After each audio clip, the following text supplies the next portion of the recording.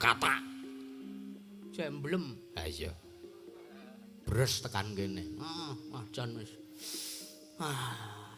Kok tumben ngopo? Bajekne ya. Bajekne piye Bagong?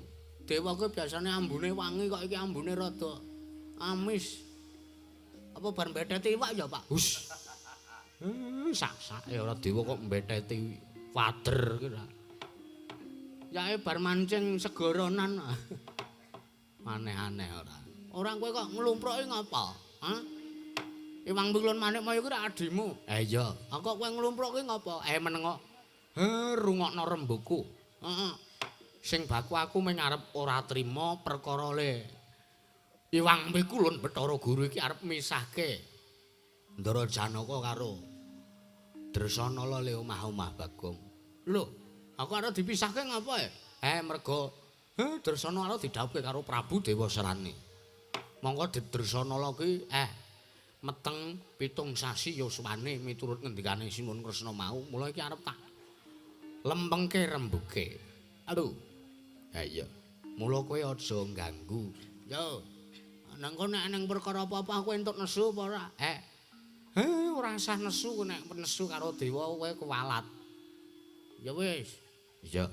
Ning nek engko nganti Iwang Pikulun Bathara Guru kok ngusik utawa ngucek harga dirine bapak, aku ora nrimo. Mergo piye-piye kuwi Bagong enek kowe, Bagong lair kuwi mergo bapak gojek karo Simba, ngono. Mula nek weruh bapak kok dioman-oman karo wong liya kok aku meneng bae aku anak sing kepiye, Pak? Iya. Nuwun pangapunten Bu Kulun. Sakrawuhipun Iwang Pikulun Manik Maya kula ngaturaken sembah sungkem pangabekti kula kunjuk Iwang Pikulun Bathara Guru. Mas Tunama Sidam sekaring bawana langgeng. Mangke rumiyin to Kakang. Teka jengandika Kakang Nayantaka inggih Kakang Ismaya. Beneh kelawan padatan teka ngaturaken sembah kelawan ingkang rayipun Manik Maya. Malah sak mangke jengandika Kakang Nayantaka nglumpruk wonten lenggah wonten ing ngandhap menika liripun menapa? Ampun basa kalih kula panjenengan. Kula niki mung kere kok, kula niki mung titah kok Bu Kulun. Mboten pantes lan saru dinulu kuwalat dosa mengke nek Semar mboten basa kalih sampeyan. Lah pramila kula nyuwun panjenengan ampun basa kalih kula lan kula aturi nampi sembah kula. Mangkono Semar Badranaya. Nah, ngaten lho. Ya Semar Ulun Tampa. Mbuh ya lewat pangestu ulun wae tampanana Badranaya. Nggih Bu Kulun kula tampi akarya bombong tiasmanah kula Bu Kulun pun prayogiaken rawuhipun. Iya Semar kaya wis ora kurang kepenak. Sareng paduka Iwang Pikulun Manik Maya kepareng kula ngaturaken sembah sungkem mangabekti kula kunjuk Bu Kulun. Iya Nata Ndrawati malah jeneng kita prapta ning Karang Kadempel. Pangestu dalem paduka Iwang Pikulun Bathara Guru inggih. Iya. Ulun tampa mboya lewat pangestu ulun tampanana Kresna. Nana inggih. Kepareng kula pundi ndadosaken jimat paripe ndayana ning kasantosan Bu Kulun. Iya. Bu Kulun, kula ngaturaken sembah sungkem pangabekti kula kunjuk Bu Kulun. Wayah ulun Gatut Kocing pringgondani ya ulun tampa. Mboya lewat pangestu ulun wae tampanana. Lho inggih kasingjan sampun sanget anggen kawula pundi. Bu Kulun kula ngaturaken bekti kula kunjuk Bu Kulun. Iya. Panakawan Bagong pangestu ulun tampanana. Nana nggih. Sampun sanget anggen kawula mundi Bu Kulun. Pun prayogiaken rawuhipun. Ya Bagong kaya mboya kurang kepenak. Nyuwun pangapunten. Semar Badranaya kepiye? Kaslaku mancelu kula kepengin Karang Kadempel menika pun matedhaki lan pun rawuhi dening Iwang Pikulun Manik Maya. Lah sak menika paduka sampun pareng rawuh mriki kula badhe matur. Iya Semar arep matur apa? Nuwun sewu. Kula nampi ngendikanipun Sinuwun Ndrawati Bu Kulun. Bilih paduka menika badhe migaraken saha murungaken kandhutanipun Dresanala anak kula, anakipun Bathara Brama. Napa nggih? Nuwun sewu. Paduka badhe migaraken anggen bali wismanipun Ndara Janaka kae putu kula Dresanala niku estu napa bener? Ya pancen kasunyatane mangkono Semar, jernyatane jeneng ulun bakal ndhaupake wayah ulun Dresanala kelawan Atmaja ulun ya kuwi si Dewa Serani ya Atmajaning Betari Durga. Rak ngaten iya. Lah nuwun sewu, panjenengan menika dewa nggadahi raos kamanungsan apa mboten? Wase Semar mboyongi rawuhipun Iwang Pikulun Manik Maya menika kula namung badhe njurung pangabekti wonten ngarsanipun dewaning para dewa. Lan kula badhe nyuwun pirsa panjenengan menika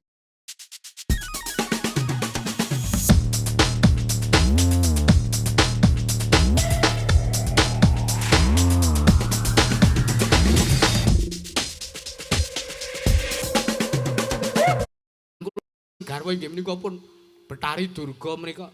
Lah kok namung badhe pun pisungsungaken maneman derajat pangkat panjenengan lho Bu Kulun. Ning atase badhe nuruti dhateng pepinganipun ingkang putra nanging kok mateni karo anak sijine menika nek cara kula ilang rasa kamanungsane.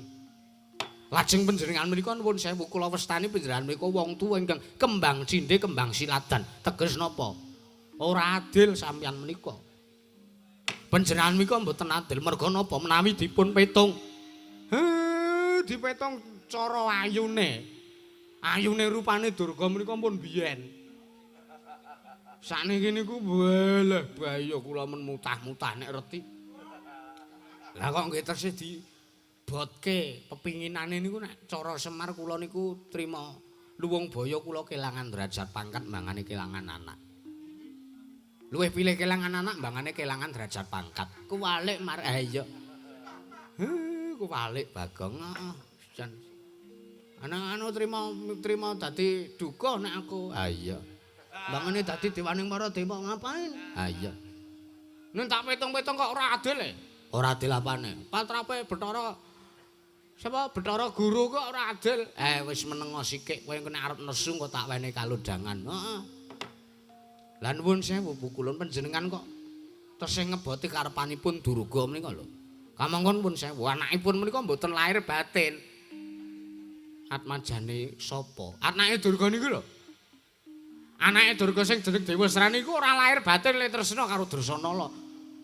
Niku mung ngepek ayune niku mung ngepek bodine.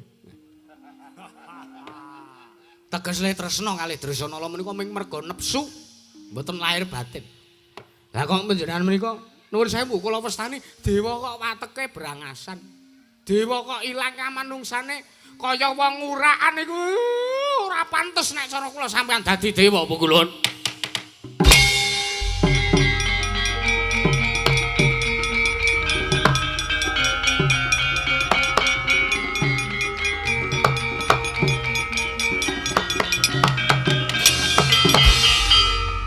Astunggara sidam saring bawana langgeng.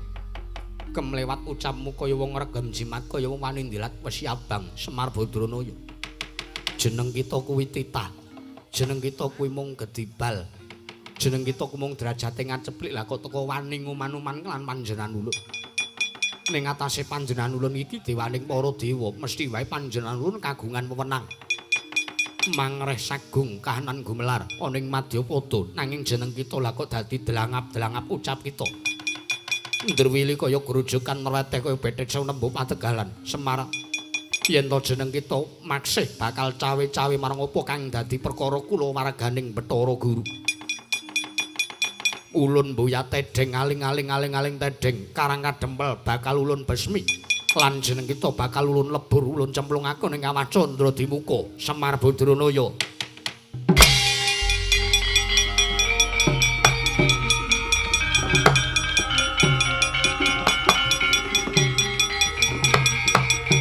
Sip.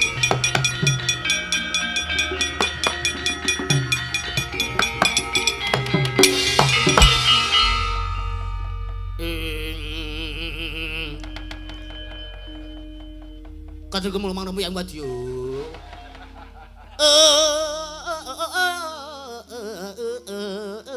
Ngadir. Garuda gurare ka kiri-kiri renang kono magawe kelari gelang Surumawayut. Bung Mas Tunama Sidam karing bawana langgeng Panakawan Bagong maju nggone lungguh. Maju mawon maju kula. Wayahe aku nesu ya Pak. Sakarepmu. aku wis sengit tenan. Anane aku nyembah karo Bathara Guru kuwi mung mergo aku ki mung arep nguja. Heeh. Mung arep ngelulu. Heeh. Mung arep manja. Bener. Wong ki nek agi kongas. Wong ki nek agi kongas. Nek agi kongas ya mung mergo nuruti sakga. Ayo.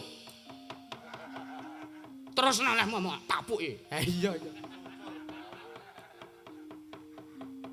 Ponokawan Bagong kita arep ngopo? Ajeng nesu kula. Lho. Jeneng kita apa mboya wedi kalamun to kuwalat. Ulun iki dewa lho Bagong. Weh, kuwalat piye? Ora ana critane kok Bagong wani karo dewa kok kuwalat. Wis ana buktine Kulun. Buktine apa? Lho, iki Semari dewa. Bendina tak waneni nek aku kuwalat wis biyen-biyen. Nah. Dadi umpama aku wani karo kowe iki ora nek walang sangre, ora nek walate. Ya, Pak. Ha iya, terusno leh nesu. Kandhane kok. Ayo areng apa kowe? Semangkean. Ya ngerti kok aku ngerti nek kowe ndek keluwihan. Tanganmu papat, kowe nek pramusa aku mesti menang kowe. Mergo tanganku mung loro, tanganmu mung papat. Menungso mboya tatanan. Jeneng kita ninggal tata krama ninggal Subasita mboya basa kelawan panjenengan ulun. Basa glut ora ya jotosan. Wis ben. Aku ora apa-apa to Pak wani karo dewa ora apa-apa. Ora apa-apa. Aja kuwatir kowe tak wenehi kadigdayan, tak paringi katiyasan, kowe tak paringi kasekten. Alhamdulillah. Ndek bapak berguna ngene iki seneng aku. Ora mung gedhe mangane. Nabuh ngoweh-oweh.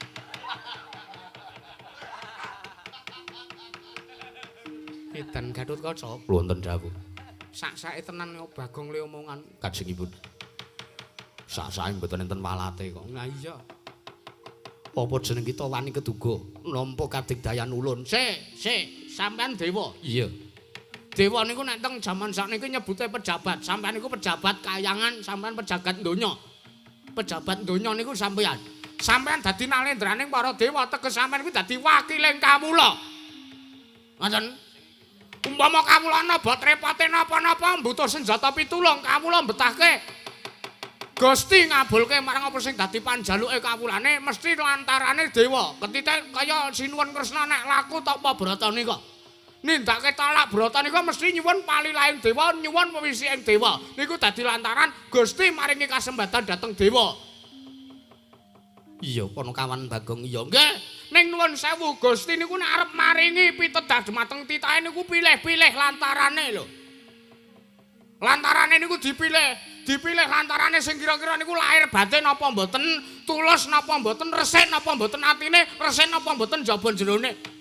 Aning sampeyan niku nuwun sewu, tak kira ora pantes dadi dewaning para dewa kaya sing dikendikake Raka Maski. Sapa Pak kowe Pak? Semar Bronjong, Semar Bronjong Priyanto. Sampeyan ora pantes dadi dewaning para dewa.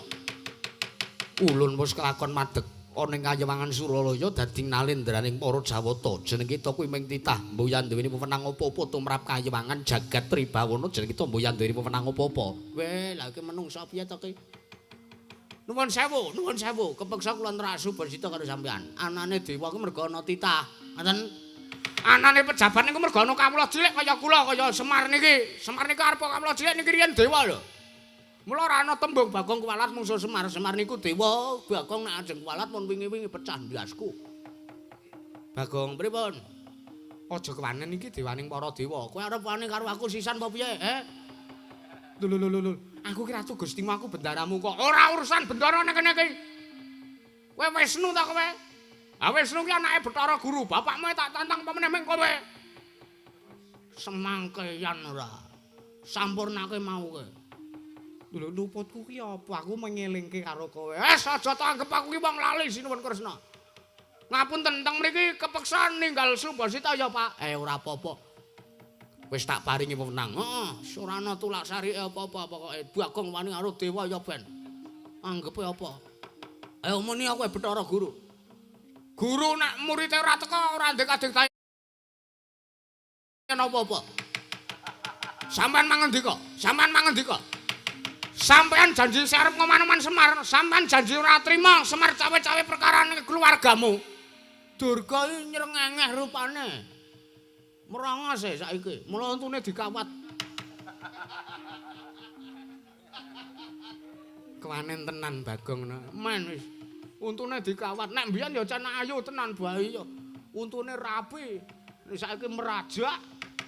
Kula dikawat. Sik dodolan kebaya ora kae? Cahitan. Wong tuwa kentir. Sak-sake ora. Ayo, muni sampean. Nek cara kula niku Durga ki elike pole, mbok golek liyane sing luwih ayu. Dumes sampean tresna karo Durga. Sampean niku janjane mung diguna-guna lho kalih Durga. Sampean niku mung napa diparingi apa jaran goyang ya mir. Heeh. Mung jeneng walek tingale. Nek janjane sampean ngerti rupane Durga ora sudi nglabuhi Durga. Dicupet semene Bagong leh mudha omong-omongan karo Bathara Guru. Manikmaya. Aku ngilangi Subasita karo kowe merga kowe iki sejatine adikku. Aduh kowe piye aku arep nesu kok ora sida. Wis jame wayahe limbukan. Oke. Kowe ora manut karo Semar gayangan tak nggo kekirik.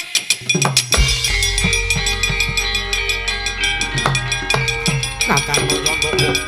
Kakang Semar. Wah, piye kae?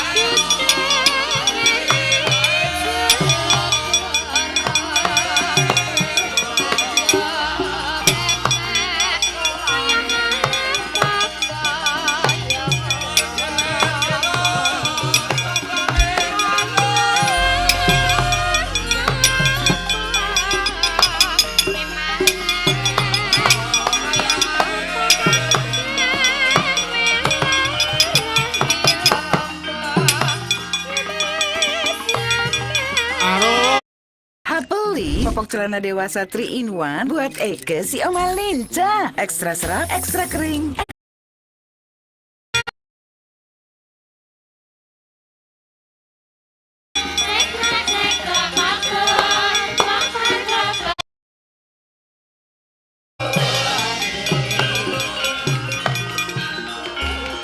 Kresna sinayang manglung mangruk mining cakra. Mangruk mining cakra kumitir mijil saking asta.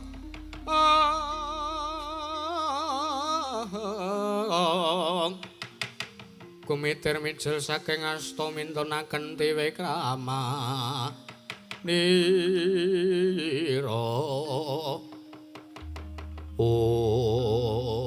Wajan wis Semar kok klepat kae Bathara Guru dieneng-eneng. Iya Bagong nggih. Dirangkul usuk. Dioseri apa kae mambu. Munggah kayangan kok wah lah gleleng tenan Semar. Telang dal. Iya Bagong nggih. Anu niki terus pripun kok meng terus semprung ngaten iki. Pasewakan rong dibubarke. Pasewakan dengkulmu mlaca tanggepmu iki negara ngono apa piye? Meng perkumpulan RT. Ngenyak sampean ki ora. Iki udu pasewakan iki rak mung aku duwe rembug karo bapakmu nggih. Minggu kene nggih. Wah kok mung terus semprung ngene iki Petruk Gareng do nandi ya? Ngapa, Gong? Nandi wae? Wah, mbakone Ndrontosen enak tenan. Ora meneh ya kok truk wae kira. Gatotkaca kula wonten timbalan. Setyaki kula wonten dawuh. Ngawe ingkang rajing garba ruci Koko Prabu kula nyadong dawuh timbalan patuwa. Kahanan karang kadempel tintrim merga sangka patrape Kakang Semar Badranaya ingkang ora narimakake marang apa kang ditindakake dening Wang Pikulun Manikmaya. Piye parengipun Koko Prabu kados pundi? Keparengipun Koko Prabu kados pundi? Gatotkaca sak kadangmu lancur Pandhawa sartane Sencaki derekna tindake Kakang Semar munggah ning kayangan. Mekaten Koko Prabu. Iya. Lajeng padukan Koko Prabu Sri Bathara Kresna badhe tindak tumuju dhateng pundi? Pun Kakang nak sowan ana ngersaning para Pandhawa. Bagong wonten dawuh. Kahanan Karang Kadempel reksanen jaganen aja nganti ana dom sumriping tirta ingkang mrojol seka sela selaning garu. Nggih. Ngestaken dawuh. Truk. Nyambut gawe iki darat tindakan iki. Oh ya. Liwat aku kelingan. Lho truk limbukane wis lekas. Ha iya. Wis mangkono munggo dawuhku Gatotkaca. Prasta dawuh paduka Kanjeng. Wa Prabu Ndrawati kula ngestaken dawuh. Wa Prabu kula ngestaken dawuh. Marata diakirake tang sambung ngeborcana intang budal munggah kayangan. Nyun pamit tambeng pangestu. Nyun pamit tambeng pangestu. Tak ngestoni sing ati-ati aja kaya bocah cilik. Gatotkaca lajeng jangkung.